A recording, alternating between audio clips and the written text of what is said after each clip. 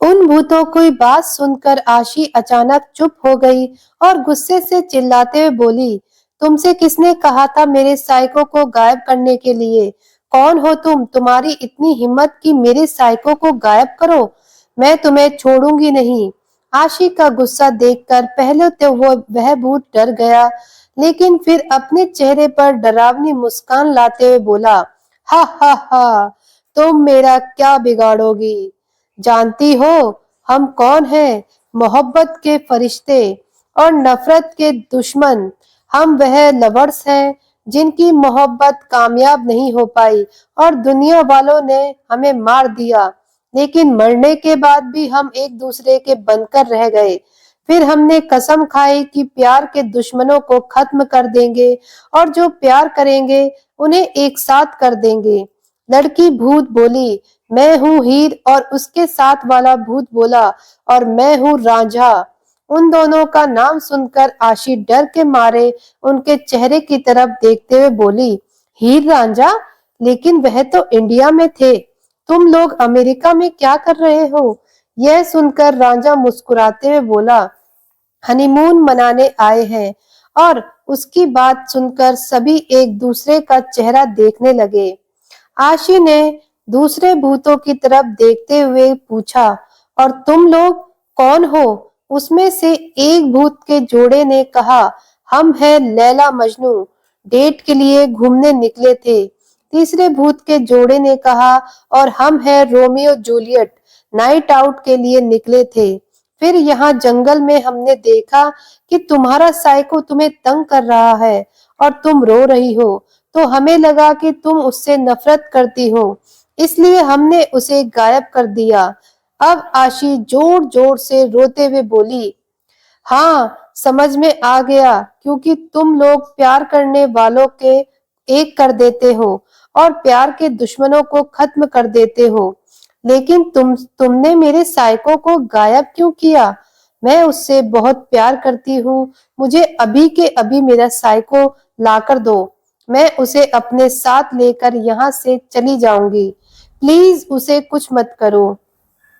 आशी की बात सुनकर सभी भूत हैरान रह गए और एक दूसरे का चेहरा देखने लगे, लेकिन रोमियो मुस्कुरा रहा था।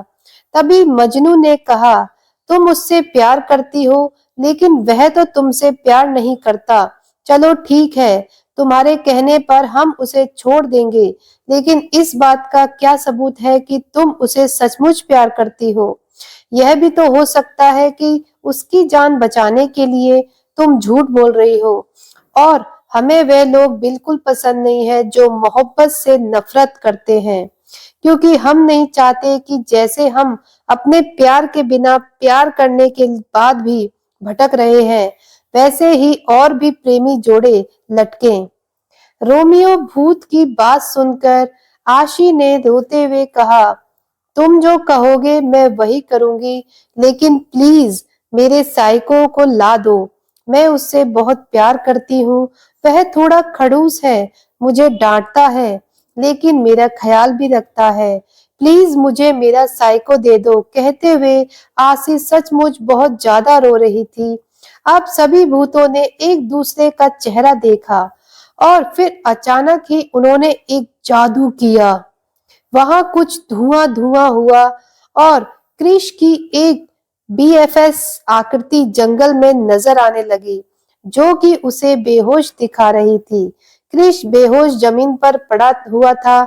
आशी ने जल्दी से जैसे ही स्क्रीन को छुआ, क्रिश गायब हो गया और यह देखकर आशी बहुत डर गई। उसने भूतों की तरफ देखते हुए रोते हुए कहा, यह सब क्या है? मेरा साइको कहाँ है? यह सुनकर एक भूत ने कहा, हमने तुम्हें सिर्फ तुम्हारा साइको दिखाया है, लेकिन अगर तुम उसे पाना चाहती हो तो साबित करो कि तुम उसे सचमुच प्यार करती हो और अभी के अभी उससे शादी करो। अगर तुमने उससे शादी कर ली तो हम मान जाएंगे कि तुम उसे सचमुच प्यार करती हो और हम उसे छोड़ देंगे, वरना थोड़ी ही देर में हम उसे भी भूत बना देंगे। भूत की बात सुनकर आशी ने डरते हुए कहा, लेकिन मैं अभी उससे शादी कैसे करूं? शादी के लिए तो पंडित जी चाहिए, सिंदूर, मंगलसूत्र, ढोल, नगाड़े, सुंदर सुंदर गहने, लहंगा, बहुत सारे मेहमान और बहुत सारे गिफ्ट, हल्दी, मेहंदी, संगीत की रस्में, माँ बाबा का आशीर्वाद। ऐसे ही थोड़ा ना शादी हो जाती है। देखो तुम मेरे साइको को छोड़ दो, मैं पक्का वादा करती हूँ कि मैं उससे शादी कर लूंगी और तुम लोगों को भी अपनी शादी में इनवाइट करूंगी। लेकिन फिलहाल प्लीज मेरा साइको मुझे दे दो। कहते हुए आशी जोर जोर से रो रही थी। तभी एक भूत ने कहा, वह मैडम, यहाँ क्या करण जौहर की फिल्म चल रही है जो आपको इतना कुछ चाहिए?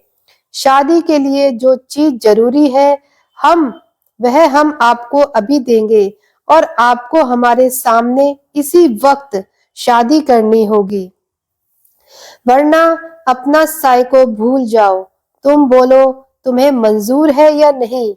उस भूत की बात सुनकर आशी के चेहरे पर पसीना आ गया। वह कुछ पल सोचती है और फिर रोते हुए बोली, ठीक है, मुझे मंजूर है। मुझे बस मेरा साइको दे दो। मैं शादी के लिए तैयार हूँ। आशी की बात सुनकर वहां खड़े सभी भूतों के चेहरे पर मुस्कान आ गई।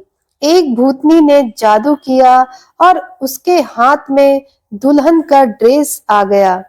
वह दुल्हन की ड्रेस वाली थाली लेकर आशी की तरफ बढ़ी तो आशी डर के मारे पीछे होने लगी। यह देखकर भूतनी ने कहा, डरो मत, यह ड्रेस लो और जाकर पहनो। चलो मैं तुम्हारी हेल्प करती हूँ। आशी बेचारी अपने साइको के लिए यह भी करने को तैयार थी। वह डरते हुए भूतनी के साथ एक साइड के कोने में चली गई, जहां उसके लिए एक छोटा सा चेंजिंग रूम बना हुआ था। बेचारी आशी का दिमाग काम नहीं कर रहा था। थोड़ी ही देर में उसे बहुत ही खूबसूरत शादी के जोड़े में एक हिंदुस्तानी दुल्हन की तरह तैयार किया गया। वह स्वर्ग से उतरी हुई अप्सरा की तरह लग रही थी। लेकिन इस वक्त आशी की आंखों में आंसू थे। भूतनी उसे अपने साथ बाहर लेकर आई और मुस्कुराकर बोली, अब रो मत, आज तुम्हारी शादी है, वह भी तुम्हारे साइको के साथ, इसलिए मुस्कुराओ। वैसे तुम्हारा हीरो बहुत हैंडसम है। आशी जैसे ही बाहर आई, सामने का नजारा देखकर हैरान रह गई, क्योंकि अब वह इलाका किसी जंगल की तरह नहीं लग रहा था, बल्कि चारों तरफ बहुत ही खूबसूरत लाइटनिंग हो रखी थी। वह जंगल सितारों की तरह चारों तरफ जगमगा उठ रहा था। नीचे फूलों से बना हुआ रास्ता था, जिस पर गुलाब की पंखुड़ियां बिछी हुई थी और सामने एक बहुत ही खूबसूरत मंडप सजा हुआ था। उस मंडप में एक पंडित जी बैठे थे, जो बहुत ही खूबसूरती से मंत्र पढ़ते हुए पूजा की तैयारी कर रहे थे। आशी अपनी नम आंखों से अपनी नजर उठाकर इधर उधर देखने लगी। वह साइको को ढूंढ रही थी। तभी बहुत सारे धुएं के बीच से उसका साइको चलते हुए आ रहा था। आशी ने उसे देखा और देखते ही रह गई, क्योंकि वह इस वक्त बहुत ही ज्यादा हैंडसम लग रहा था। गोल्डन रंग की शेरवानी में सिर पर खूबसूरत दूल्हे वाली पगड़ी, चेहरे पर वह तेज जो एक राजकुमार के चेहरे पर होती है, नीली आंखें जो इस वक्त चमक रही थी, लेकिन चेहरे पर हमेशा की तरह कोल्ड भाव।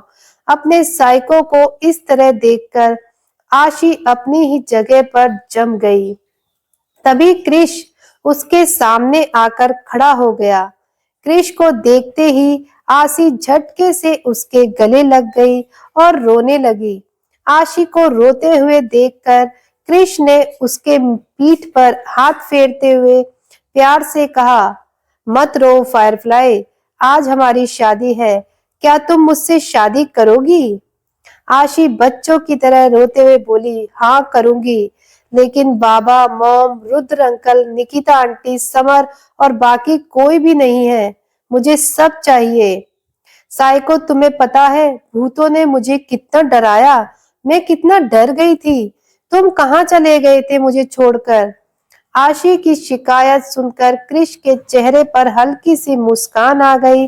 उसने उसकी पीठ सहलाते हुए बड़े प्यार से कहा, तुम किसी की फिक्र मत करो, सब लोग यहाँ आ जाएंगे। कहते हुए कृष उसका हाथ पकड़कर उसे मंडप में ले आया। आशी भी चुपचाप कृष के चेहरे की तरफ देखते हुए उसके हाथों में हाथ डाले उसके पीछे पीछे चल दी। अब दोनों पंडित जी के सामने मंडप में बैठे थे। थोड़ी ही देर में पंडित जी ने मंत्र पढ़ने शुरू कर दिए। आशी की आंखों में आंसू थे क्योंकि वह अपनी शादी को लेकर कुछ सपने संजो के बैठी थी, हर लड़की की तरह। हालांकि उसकी शादी उसके प्यार से ही हो रही थी, लेकिन उसकी फैमिली यहाँ नहीं थी। उसने अपना चेहरा नीचे झुका रखा था। कृष्ण ने उसके चेहरे की तरफ देखा और फिर हल्के से उसका चेहरा ऊपर उठाकर सामने की तरफ इशारा किया। अब आशी ने सामने का नजारा देखा तो उसके चेहरे पर बड़ी सी मुस्कान आ गई, क्योंकि उसके सामने उसके घर के सभी लोग खूबसूरत कपड़े पहनकर मुस्कुराते हुए उनकी शादी देख रहे थे। तभी पंडित जी मंत्रों के साथ शादी की सहनाइयां भी बजने लगी। कुल मिलाकर यह शादी हिंदू रीति रिवाज से बहुत ही खूबसूरती से हो रही थी। आशी ने मुस्कुराते हुए अपने लोगों को देखने के बाद कृष की तरफ देखा और कृष बिना किसी एक्सप्रेशन के आशी की आंखों में देख रहा था। नताशा आगे आकर दोनों का गठबंधन कर रही थी। आशी को यह सब देखकर बहुत खुशी हो रही थी। तभी पंडित जी ने दोनों को फेरों के लिए खड़े होने को कहा।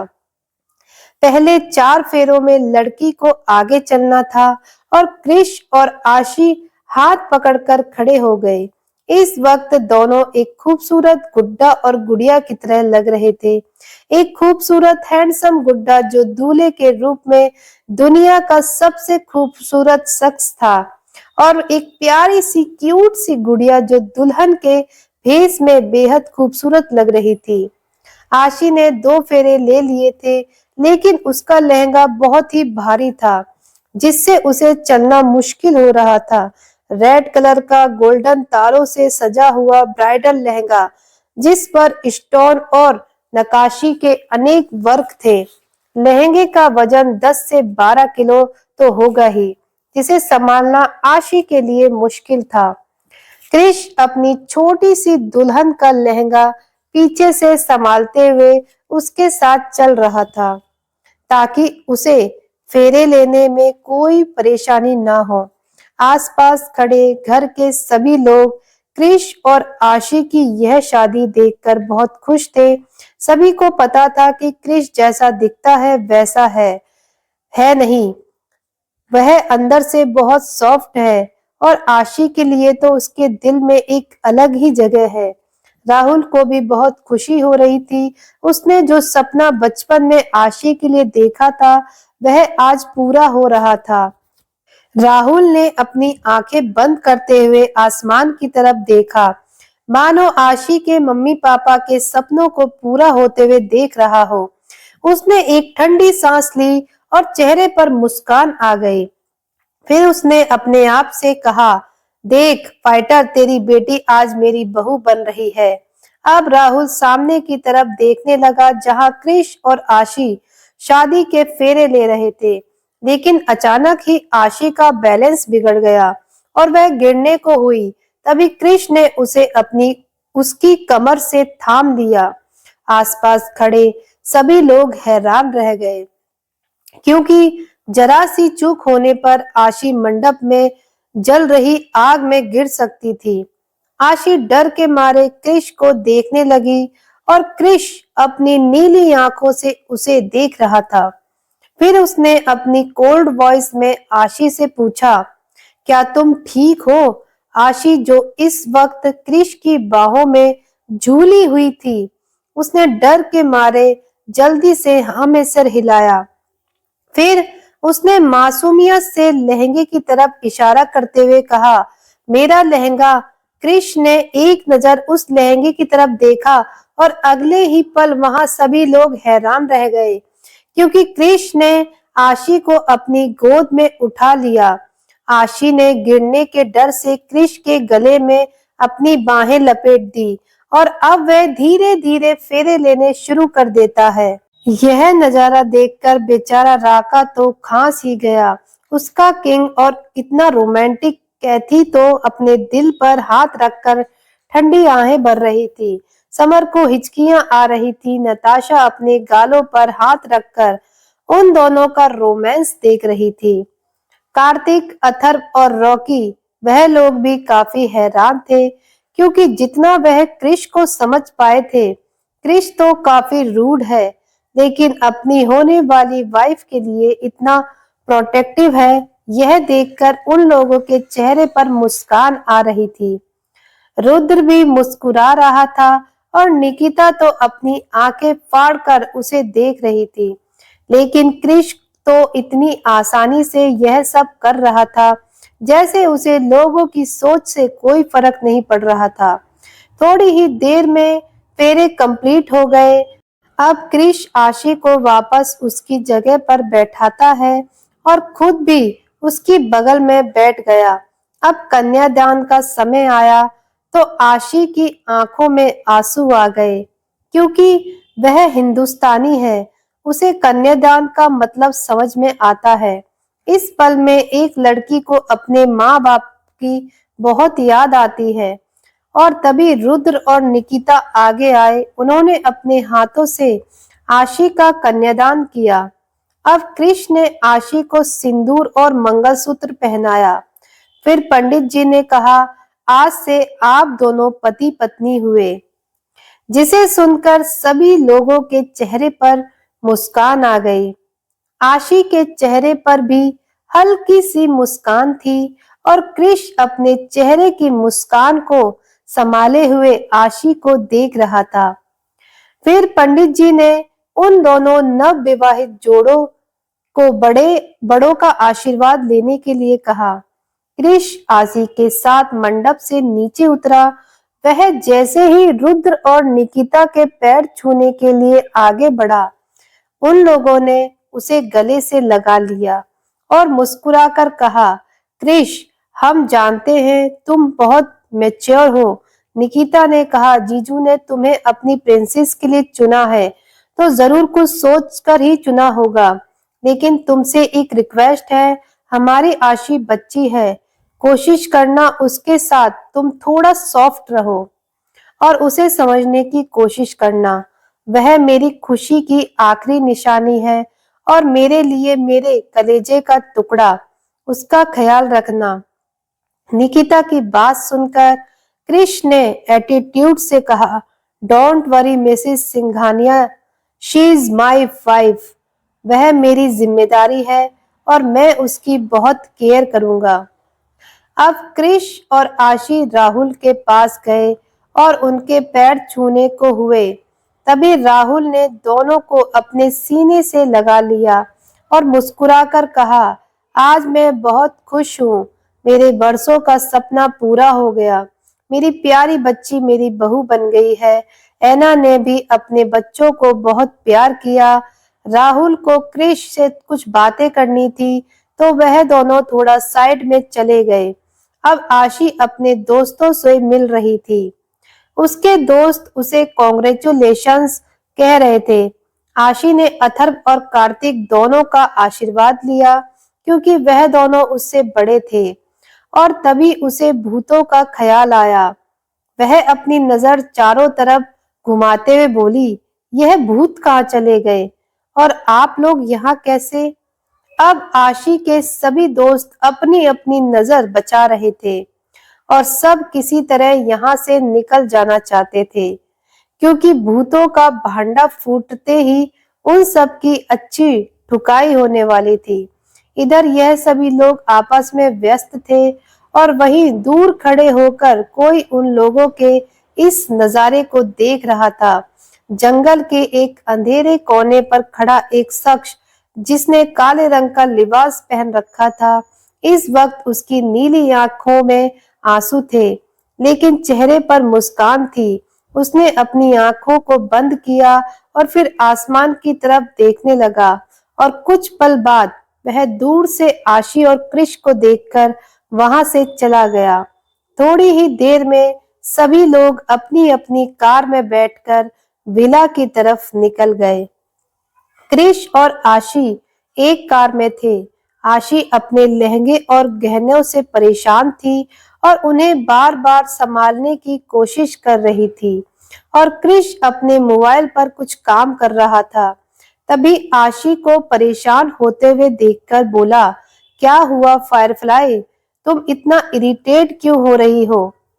कृष की बात सुनकर आशी ने मासूमियत से कहा, ये गहने मुझे चुभ रहे हैं साइको, और ये लहंगा भी कितना भारी है, मुझे गर्मी लग रही है। यह सुनकर कृष ने नॉर्मल वे में कहा, अगर प्रॉब्लम हो रही है तो उन्हें निकाल दो, लाओ मैं तुम्हारी हेल्प करता हूँ। कहते हुए कृष ने आशी के गहनों को निकालने में उसकी मदद की और फिर उसके दुपट्टे को साइड में रखते हुए बोला, अब ठीक है ना? आशी एक ठंडी सांस लेते हुए मुस्कुराकर बोली, साइको, मुझे नींद आ रही है, मैं सो जाऊं? आशी की बात सुनकर कृष ने हाँ में सर हिला दिया और फिर उसने कार का पार्टीशन बटन ऑन करके सेट को एडजस्ट कर दिया, जिससे वह एक बेड की तरह कन्वर्ट हो गया। कृष ने आशी को सीट पर लिटा दिया। आशी भी बहुत ही ज्यादा थकी हुई थी, सीट पर लेटते ही सो गई। कृष ने एक नजर अपनी दुल्हन को देखा और फिर धीरे से उसके माथे पर किस करके अपने काम में लग गया, क्योंकि विला पहुंचने में अभी 3 घंटे बाकी थे। इधर दूसरी तरफ दूसरी कार में बैठे हुए आशी के सभी दोस्त हैरान थे। आज उनकी आशी की शादी कृष से हो गई और सबसे बड़ी बात यह है कि आशी को अभी पता ही नहीं है वह भूत कौन है। तभी समर ने परेशान होते हुए कहा, अरे दोस्तों, अगर आशी हमसे उन भूतों के बारे में पूछेगी या उसे हमारे बारे में पता चल गया तो हमारा क्या हाल होगा? वह तो मेरी अच्छी बैंड बजाएगी, वैसे ही मुझे पंच करने के लिए तैयार रहती है। तभी कैथी ने कहा, तो पंच खा लेना ना, अपनी दोस्त के लिए इतना तो कर ही सकते हो, और वैसे भी हमने जो किया वह उसके साइको के कहने पर ही तो किया था, वरना वह एक बार फिर इधर उधर भाग कर बेवकूफी करती। लेकिन मुझे अभी तक यकीन नहीं हो रहा कि कृष आशी से शादी क्यों करना चाहता था, वह भी इतना डेस्परेट होकर क्यों? यह सुनकर नताशा ने मुंह बनाते हुए कहा, तेरा क्यों से क्या मतलब है? क्या हमारी आशी अच्छी नहीं है, या तुझे जलन हो रही है कि एक हैंडसम हॉलीवुड हीरो आशी का हस्बैंड है? फिर कैथी ने मुंह बनाते हुए कहा, अरे नहीं यार, यह बात नहीं है। मेरे कहने का मतलब है, क्या कृष उससे प्यार करता है, और अगर करता है तो शो क्यों नहीं करता? तूने देखा वह उसे मंडप में कितना प्रोटेक्ट कर रहा था, बिल्कुल एक आइडियल हस्बैंड की तरह।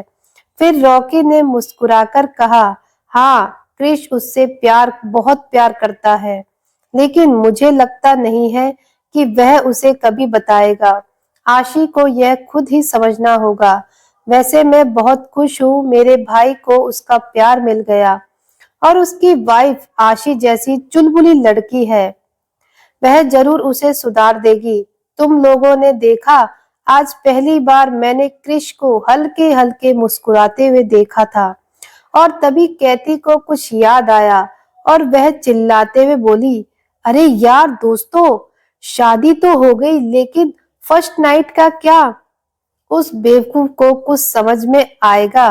और अब कैथी की बातें सुनकर सभी दोस्तों की आंखें हैरानी से बड़ी हो गई और सभी के माथे पर पसीना। कैथी की बात सुनकर अचानक ही कार्तिक ने आगे आते हुए कहा, कैथी, तुम चुप रहो, वह उन दोनों का पर्सनल मैटर है, कृष उसे संभाल लेगा, वह बहुत समझदार है, मुझे नहीं लगता इस बीच में हमें कुछ करना चाहिए, खास तौर से मुझे और अथर्व को। वह हम दोनों को बड़ा भाई मानती है, कुछ तो शर्म करो। रॉकी भी अपने हाथ खड़े करते हुए बोला, मैं भी इस मामले में कुछ नहीं करूंगा। और समर अपना मुंह छुपाते हुए बोला, मैं भी नहीं करूंगा, वरना वह मुझे बहुत मारेगी। और अब तो वह डॉन की बीवी है, उसकी पावर भी बढ़ गई है। अब कैथी ने मायूसी से नताशा की तरफ देखा और नताशा ने एक ठंडी सांस लेकर कैथी के हाथों में हाथ रखकर अपनी टीम बना ली, यानी वह दोनों साथ हैं। इधर दूसरी तरफ क्रिश अपना काम करते हुए बार बार डिस्ट्रैक्ट हो रहा था, क्योंकि चलती हुई गाड़ी में आशी की बॉडी हिल रही थी। वह सीट पर सोई हुई थी और उसने जो ब्राइडल लहंगा पहना था उसका गला बहुत डीप था, जिससे उसकी परफेक्ट बॉडी क्लीवेज शो हो रही थी, जिसे क्रिश चाहकर भी इग्नोर नहीं कर पा रहा था। उसके अंदर का पति और उसके जज्बात जाग रहे थे। क्रिश का गला सूख रहा था, न चाहते हुए भी उसकी नजर बार बार आशिक की बॉडी के इस हिस्से पर जा रही थी। धीरे धीरे उसकी नजर उसके सीने से होते हुए उसकी कमर पर आ गई और अब वह नजर और भी रोमांटिक होती जा रही थी।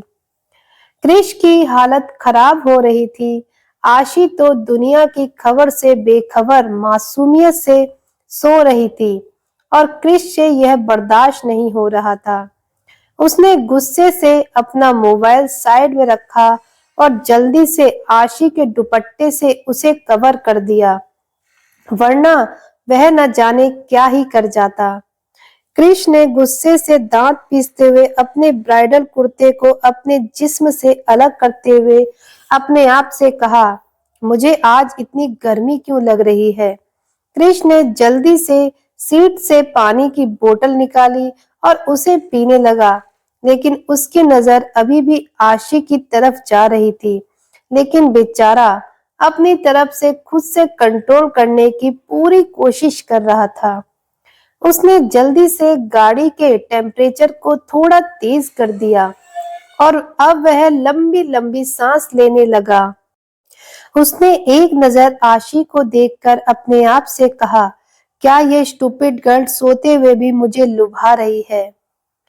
शादी तो मैंने कर ली, व्हाट अबाउट नेक्स्ट। कहते हुए क्रिश भी थोड़ा परेशान हो गया, लेकिन फिर जब उसकी नजर आशी के मासूम चेहरे पर पड़ी, जिसके चेहरे पर इस वक्त दुनिया भर की मासूमियत थी और चेहरे पर कुछ बाल बिखरे हुए थे, जो इस वक्त आशी खूबसूरत के साथ साथ क्यूट लग रही थी। क्रिश के चेहरे पर भी जाने अनजाने एक मीठी सी मुस्कान आ गई। क्रिश को अचानक ही आशी की हरकत याद आ गई, जब वह भूतों से क्रिश के लिए लड़ रही थी, रो रही थी कि मेरा साइको मुझे वापस कर दो, मैं उसके बिना कैसे रहूंगी। क्रिश ने आशी की मासूम बातों को सुना था। क्रिश जानता है आशी उससे प्यार करती है और उसका प्यार बहुत ही प्योर और इनोसेंट है, जिसमें हवस नहीं सिर्फ चाहत है। अब क्रिश सिर्फ उसकी बॉडी नहीं बल्कि उसका प्यार और उसका ट्रस्ट भी पाना चाहता था, क्योंकि उसने अपनी एक गलती के कारण आशी का ट्रस्ट लगभग खो दिया था। वह जानता है आशी को सिर्फ प्यार से हैंडल कर सकता है और यही कारण था कि उसने उसकी मासूमियत और प्यार का इस्तेमाल किया शादी के लिए, क्योंकि फोर्सफुली तो वह उससे शादी कर नहीं सकता था। अगर करता भी तो शायद वह आशी की मासूमियत को खो देता और क्रिश आशी की मासूमियत को खोने नहीं देना चाहता था। न जाने क्यों, लेकिन उसे भी उसकी बेवकूफियां अच्छी लगती थी। क्रिश ने उसे देखते हुए बड़े प्यार से अपने आप से कहा, ये चीज क्या है स्टूपिड, लेकिन वह मेरी है। कहते हुए क्रिश ने झुककर धीरे से आशी के होठों पर किस कर लिया। लगभग 3 घंटे बाद वह लोग विला पहुंच चुके थे। सभी लोग कार में से निकलकर बाहर आए। आशी अभी तक सो रही थी और तभी क्रिश उसे अपनी गोद से लेकर कार से बाहर निकला। क्रिश की गोद में आशी को देखकर सभी लोग हैरान रह गए। घर के बड़े थोड़ा परेशान होते हुए क्रिश के आगे आए और आशी को देखते हुए बोले, क्रिश क्या हुआ? आशी को तुम ऐसे इस तरह गोद में उठाकर क्यों ला रहे हो? कहीं इसे चक्कर तो नहीं आ गया? कहीं यह बहुत ज्यादा रोई तो नहीं है? सभी को परेशान देखकर क्रिश ने कोल्ड वॉइस में कहा, चिंता करने की कोई बात नहीं है, कुछ नहीं हुआ है इसे, यह बस सो रही है। 2 दिन से काफी थकी हुई थी, इसलिए मैंने इसे ऐसे उठाया। अब मैं इसे कमरे में ले जा रहा हूँ। कहते हुए क्रिश ने जैसे ही अपने कदम आगे बढ़ाए, तभी निकिता को कुछ याद आया और उसने क्रिश का रास्ता रोकते हुए कहा, नहीं क्रिश, तुम ऐसे नहीं जा सकते, यह अपशकुन है। निकिता की बात सुनकर और उसका रास्ता रोकते हुए देखकर क्रिश के चेहरा डार्क हो गया। उसके चेहरे के एक्सप्रेशन अचानक ही बदलने लगे, क्योंकि कोई उसका रास्ता रोके उसे बिल्कुल पसंद नहीं था। लेकिन तभी राहुल मामले की गंभीरता को संभालते हुए आगे आके बोला, क्रिश, निकिता बिल्कुल सही कह रही है। आशी अब इस घर की बहू है और उसका गृह प्रवेश करना है, उसे नीचे उतारो। राहुल की बात सुनकर क्रिश ने सपाट और बिना हिचकिचाहट के जवाब दिया, लिसन डैड, मैं इन रिचुअल्स को नहीं मानता। मैंने शादी कर ली, वही बहुत बड़ी बात है, वह भी आपके ट्रेडिशनल के हिसाब से। अदरवाइज मैं तो नॉर्मल कोर्ट मैरिज करना चाहता था। और फायरफ्लाई सोई हुई है, उसे कोई डिस्टर्ब करे मुझे बिल्कुल पसंद नहीं, क्योंकि अब वह मेरी है और मैं डिसाइड करूंगा कि क्या सही है और क्या गलत, आप नहीं। कहते हुए क्रिश ने अपनी डार्क नीली आंखों से राहुल को घूरा, लेकिन इस बार राहुल को भी उस पर गुस्सा आ रहा था। राहुल ने गुस्से से क्रिश की तरफ देखते हुए कहा, हर बात पर आर्गुमेंट सही नहीं है। क्रिश, जो रिचुअल्स हैं उन्हें कंप्लीट होने दो। वैसे भी शादी को लेकर आशी के कुछ सपने होंगे जिन्हें तुमसे अच्छे से पूरे नहीं होने दिए, लेकिन उसकी खुशी के लिए कम से कम गृह प्रवेश तो हो ही सकता है। अगर उसे बाद में पता चला तो उसे बहुत बुरा लगेगा। आशी, उठो बेटा। कहते हुए राहुल ने आशी को आवाज लगाई। आशी, जो इस वक्त क्रिश की बाहों में दुल्हन के लिबास में मासूमियत से सोई हुई थी, उसके हाथ क्रिश की कमर में हल्के से लिपटे हुए थे। अचानक ही राहुल की आवाज सुनकर उसने धीरे से अपनी आंखें खोली और आंख मलते हुए आधी नींद में ही मासूमियत से बोली, मैं अभी चाय लाती हूँ बाबा। आशी की मासूमियत भरी बातों को सुनकर आसपास खड़े सभी लोग मुस्कुरा दिए। तभी आशी ने अपनी आंखें खोली और आसपास इतने सारे लोगों को देखकर अचानक ही हड़बड़ा गई। वह जैसे ही गिरने वाली थी, लेकिन क्रिश ने उसे अपनी मजबूत बाहों में थाम लिया था। आशी अब अपनी आंखों को बड़े करते हुए आसपास खड़े सभी लोगों को देख रही थी और फिर क्रिश को देखते हुए बोली, साइको, मुझे जल्दी नीचे उतारो, क्या कर रहे हो? आशी की बात सुनकर क्रिश उसे घूर कर देखा, लेकिन फिर बिना कुछ बोले उसे चुपचाप नीचे उतार दिया। आशी जल्दी से अपना दुपट्टा संभालते हुए शरीफ बच्चों की तरह सर नीचे करके खड़ी हो गई, क्योंकि उसे अपने बड़ों को देखकर बहुत शर्म आ रही थी। यह भारतीय संस्कार थे जो बचपन से उसे मिले थे। आशी की मासूमियत को देखकर ऐना ने मुस्कुराकर कहा, शी इज रियली क्यूट। बिल्कुल खुशी की तरह ऐना ने आशी के चेहरे के नीचे अपनी उंगली रखकर उसके चेहरे को उठाते हुए बड़े प्यार से कहा, आशी, तुम्हें शर्माने की जरूरत नहीं है बेटा। क्रिश अब तुम्हारा पति है और अब तुम हमारे घर की बहू हो। यह सब नॉर्मल है। मुझे इतनी क्यूट सी बहू मिली है। I am so happy. दोस्तों, आगे की कहानी पढ़ने और सुनने के लिए जुड़े रहिए हमारे साथ। मिलते हैं अगली वीडियो में अगले एपिसोड के साथ। तब तक के लिए धन्यवाद।